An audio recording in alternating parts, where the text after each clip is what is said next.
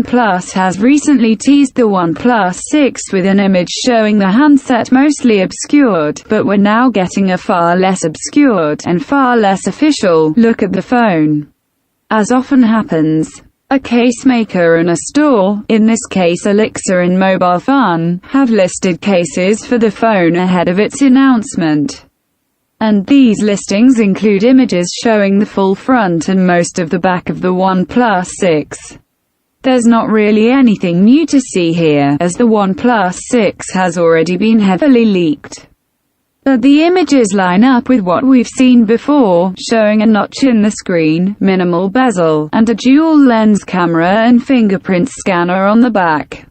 You can pre-order, but you probably shouldn't. It's likely that Elixir has inside information on the phone, otherwise it probably wouldn't have risked making cases in advance, but we still can't be sure this is accurate. So even though the cases are available to pre-order, you're probably best waiting.